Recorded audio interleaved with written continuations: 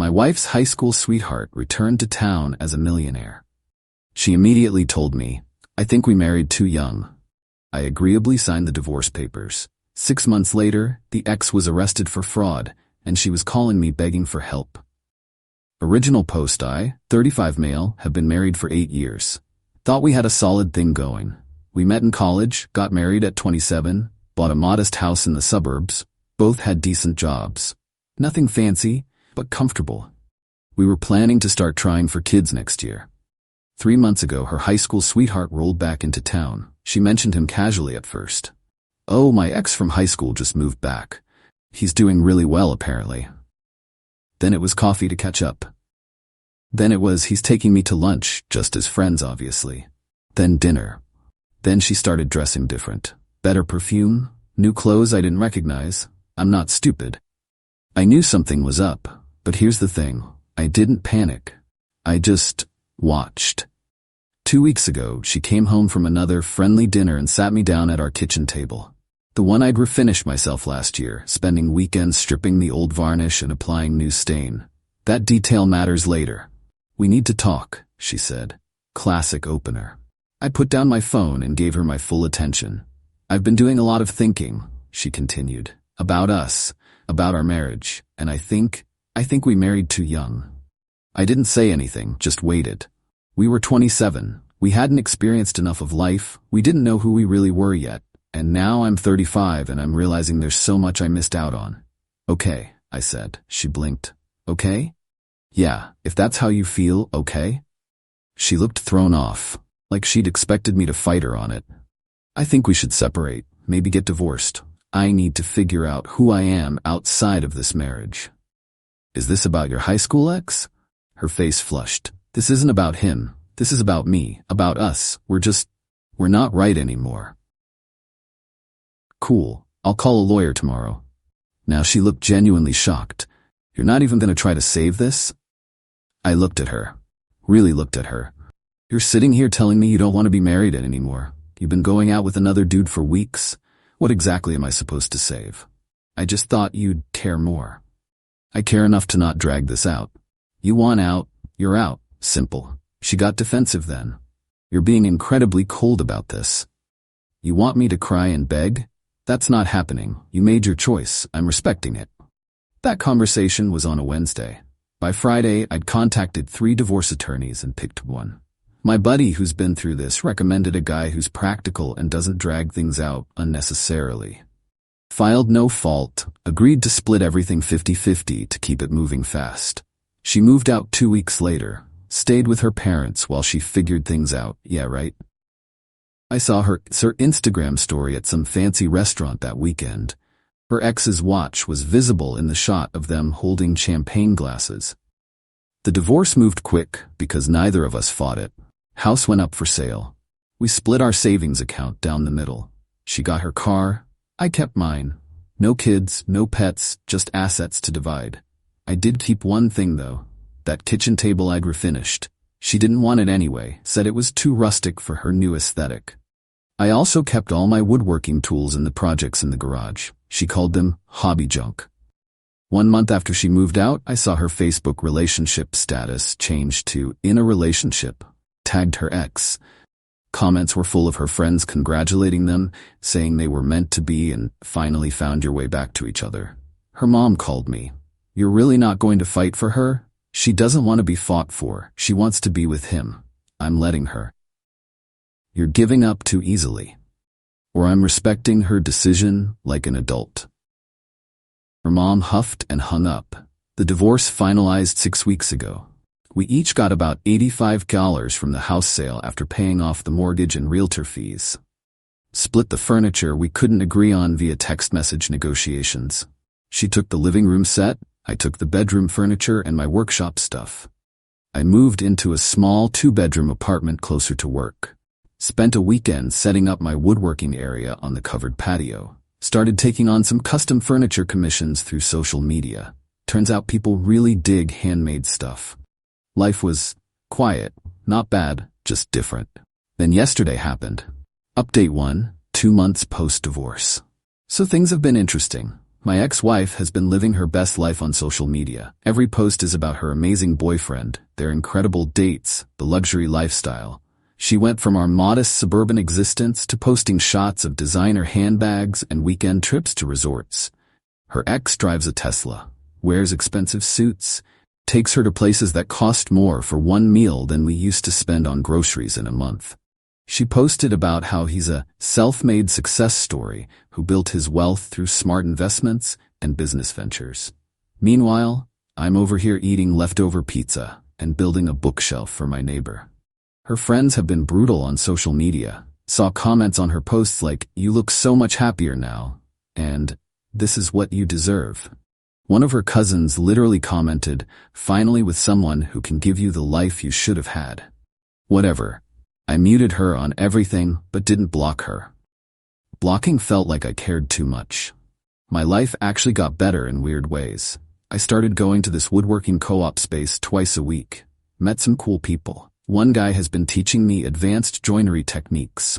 A woman there introduced me to her single sister last week, but I'm not ready for that yet. Just focusing on me. Took on a big commission, a custom dining table for a client who saw my work online. $2,400 for materials and labor. Spent 3 weeks on it, working evenings and weekends. The satisfaction of creating something with my hands beats scrolling social media watching my ex pretend her life is perfect. But here's where things got weird. Her mom called me 2 weeks ago, caught me off guard because we hadn't spoken since that first call. "How are you doing?" she asked. Actually sounded concerned. "I'm fine, staying busy." "That's good, that's really good." Pause. "Have you talked to her at all?" "No, why would I?" "She seems different lately. I can't put my finger on it." "Different how?" "Just stressed. She says everything's great, but I can tell she's worried about something." "Well, she's got her successful boyfriend. I'm sure they'll figure it out." Her mom sighed.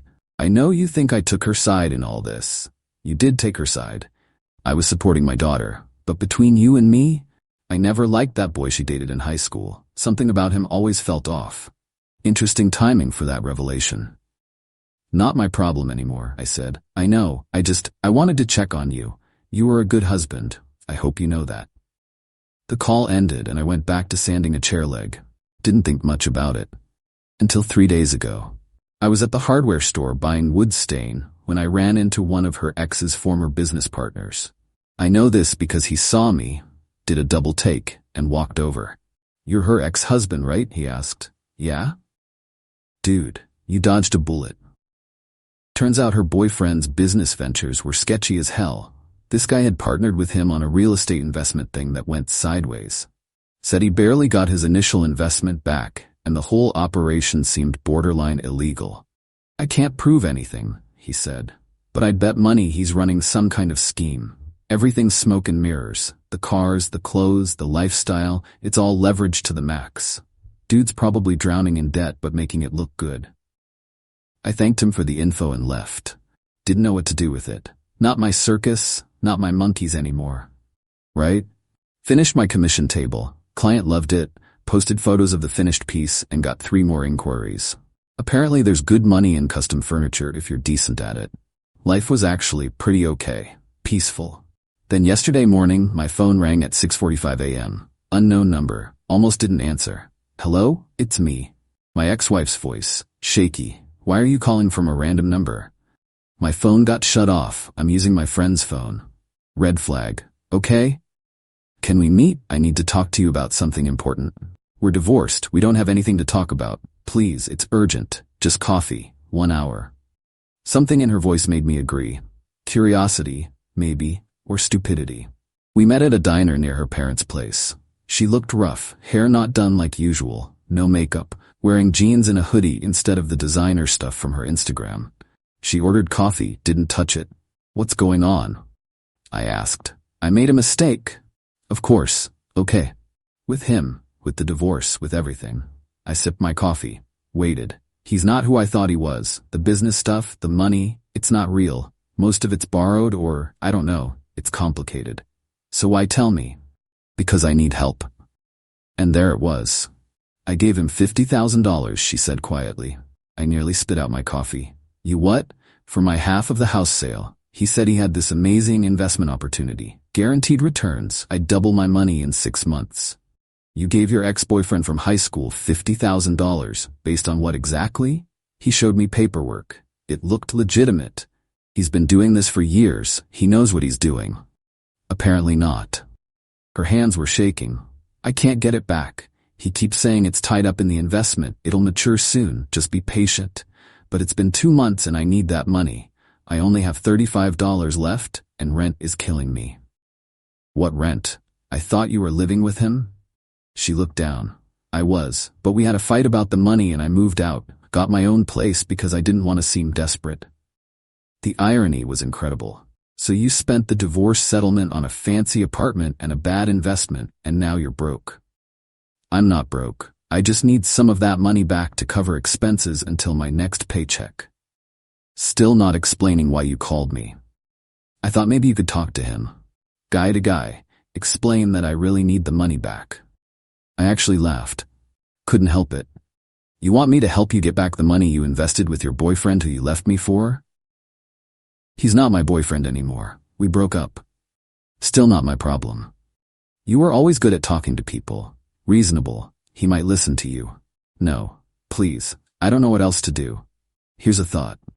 Get a lawyer. If he took your money under false pretenses, that's fraud. I can't afford a lawyer right now. Then I guess you learned an expensive lesson about giving large sums of money to high school sweethearts who flash expensive watches. She started crying. Real tears, not manipulation tears. I could tell the difference. I know I screwed up. I know I hurt you. But I'm asking for help. And I'm saying no. I'm not getting involved in whatever mess you created with him. I stood up, put a 20 on the table for both our coffees. Lose this number, I said. We're done. Left her sitting there. Update 2. 3 weeks later, things escalated in ways I didn't see coming. After the diner meeting, she called me 6 more times from different numbers. I picked up the first 2, told her to stop calling, then started ignoring them. Finally sent one text. Contact me again, and I'm filing harassment charges. That bought me a week of silence. Then her mom called. Again. She's in trouble.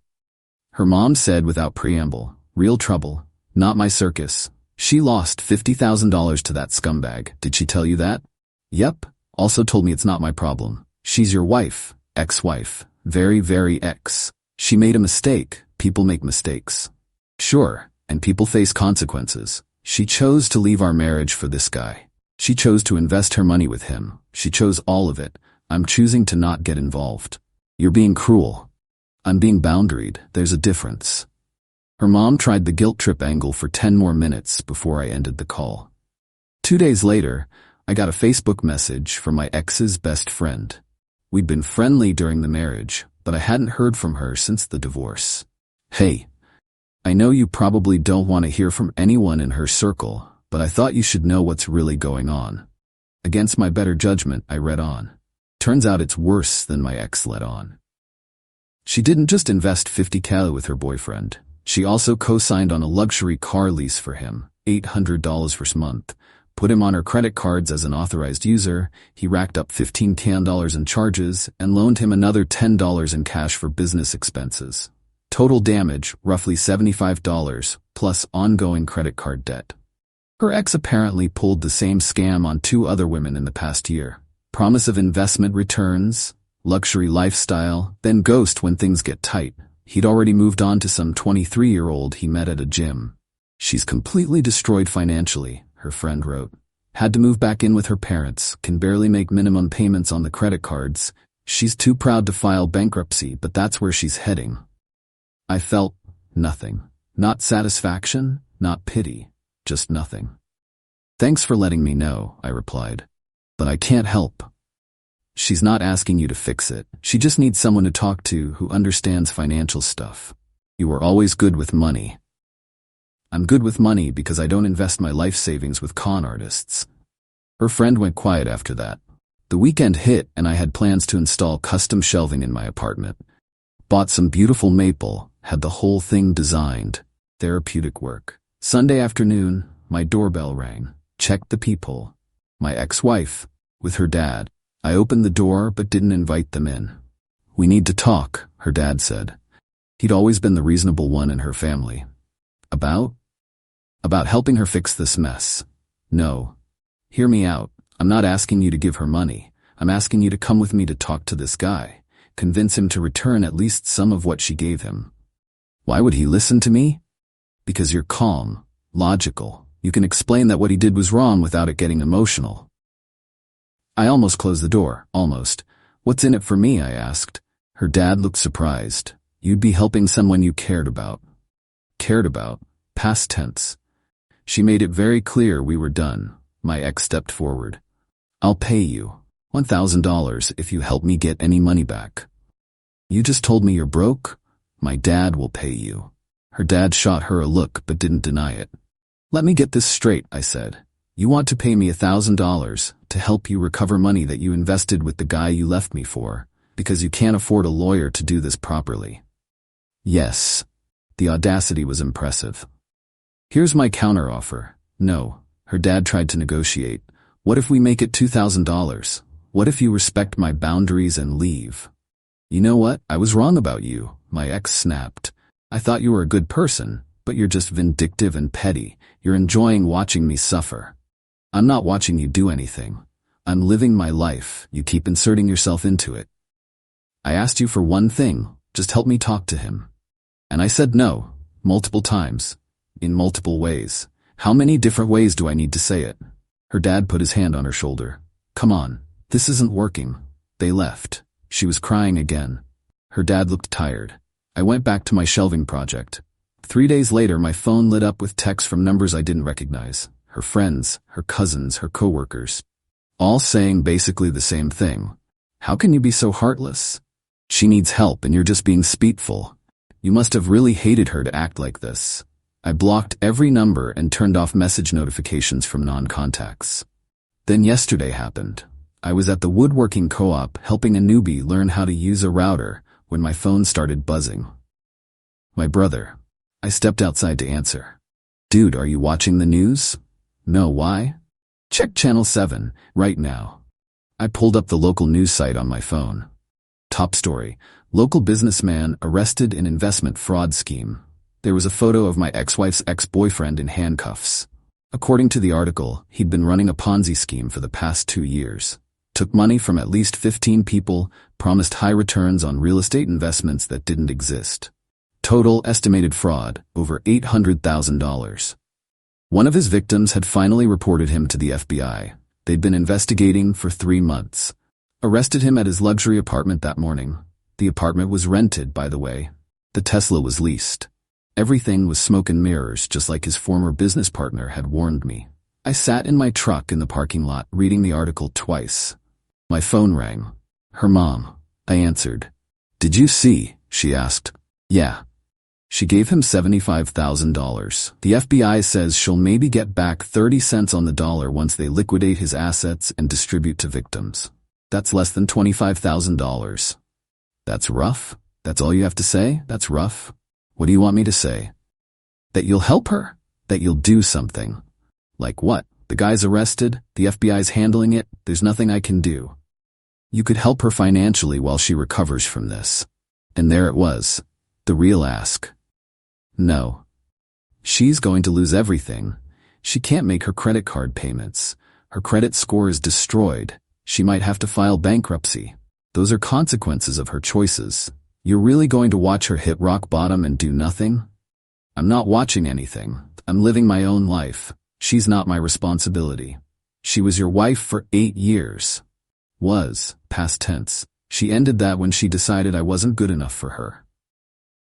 Her mom started crying, actual sobbing.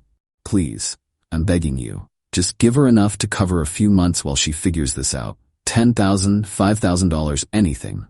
No, why not? You got the same amount from the house sale. You can afford it. Because the second I give her money, I become her backup plan, her safety net, the guy she can run to when she screws up. That's not happening. So you're just gonna be cruel? I'm gonna be smart. Good night. I hung up and blocked her number too. Final update, 1 week later. This past week has been absolutely wild. The news coverage of her ex's arrest dominated local media. Every day brought new details, more victims coming forward. Apparently, he'd been doing this in 3 different cities over 5 years. Total fraud estimate is now over $2 million. My ex-wife's name appeared in one article as one of the victims. They didn't use her full name, just initials, but enough people in our social circle know. Her Facebook went private. Her Instagram went dark. Her best friend messaged me again. She's having a breakdown, can't eat, can't sleep, just cries all day. Her parents are worried she might hurt herself. I forwarded the message to her mom with a note, "If she's in crisis, please get her professional help." I cannot be that help. Her mom didn't respond. 2 days ago, my brother called. "You're trending on some local Facebook groups." Apparently someone posted about the situation. How my ex-wife left me for this scammer, lost everything, and now I'm refusing to help her. Comments were mixed, half saying I'm heartless, half saying she made her bed. I didn't engage, didn't comment, just let people talk. Then yesterday I got an email from my ex-wife. Subject line, "Please read this." I almost deleted it. Curiosity 1. It was long, pages long, about how sorry she was. How she'd made the biggest mistake of her life leaving me. How she didn't recognize what she had until it was gone. How she'd give anything to go back and make different choices. Then came the real point. She needed $8,000 to avoid bankruptcy. Would I consider it a loan? She'd pay me back $500 a month. She had it all planned out. I sat with that email for an hour. Thought about our 8 years together. The good times, the quiet evenings. The plans we'd made. Then I thought about her telling me we'd married too young. Her face in those Instagram photos with him. Her mom telling me I should fight harder. Her assuming I'd just be waiting if things didn't work out. I replied with one line, "I wish you the best, but I can't help you. Please don't contact me again." Deleted her email address from my contacts. Created a filter to automatically archive anything from her. Her dad showed up at my apartment that evening. I watched through the peephole as he knocked for 5 minutes, then left a note under my door. The note said, "I know you're angry. You have every right to be. But she's drowning. Whatever happened between you two, she doesn't deserve this. If you have any compassion left, please reconsider. Call me." I threw the note away. This morning, I woke up to 17 missed calls from various numbers. All people connected to her, trying one last coordinated push to get me to cave. I didn't listen to any voicemails, just blocked the numbers. Here's the thing everyone seems to miss. I'm not refusing to help because I'm bitter or want revenge. I'm refusing because helping her would be the worst thing I could do. She needs to face this. All of it. The financial devastation, the embarrassment, the consequences of trusting a con artist over her stable marriage. If I swoop in with money, she learns nothing. She just learns that she can blow up her life and someone will always clean up the mess. My therapist, I started seeing someone after the divorce, says I'm setting healthy boundaries, that I'm not responsible for fixing problems I didn't create. The woodworking co-op has been my refuge. I finished a commission for a coffee table this week, $1,800. Client wants me to build matching end tables next month. I'm booked out 6 weeks now. Started going to a board game night at a local cafe. Met some cool people who know nothing about my divorce drama. It's refreshing. Saw my ex's Instagram briefly before she went dark. Her last post was a quote about learning who your real friends are in hard times and discovering people's true colors. The irony was completely lost on her. Her mom left one final voicemail yesterday. "I hope you can live with yourself. I hope you're happy watching her suffer. I hope karma finds you." Honestly, I sleep fine. I'm not happy she's suffering, but I'm not responsible for it either. She chose to leave our marriage, chose to ignore red flags about her ex, chose to invest money she couldn't afford to lose, chose to get financially entangled with someone she barely knew. Those were her choices. The consequences are hers too. I'm just a guy who builds furniture now. Got a client meeting tomorrow about a custom desk. Another one asking about kitchen cabinets. Turns out there's decent money in this if you're good at it. Might start teaching beginner woodworking classes at the co-op. The owner's been asking me to consider it. Life's not perfect. Some days I miss being married, miss having someone to share dinner with, but I don't miss walking on eggshells. Don't miss wondering if I'm enough. Don't miss being someone's second choice. The house we shared sold to a young couple with a baby. They sent me a photo of the kitchen table I'd refinished, now in their dining room with a high chair pulled up to it. Said they loved that it came with the house. I didn't tell them I built it, just said I was glad it found a good home. As for my ex-wife, I genuinely hope she figures things out, hope she gets the help she needs, hope she learns from this. But I won't be part of that journey. I've got furniture to build and a life to live. That's enough for me. More great content is coming. Subscribe and turn on the notification bell so you don't miss out.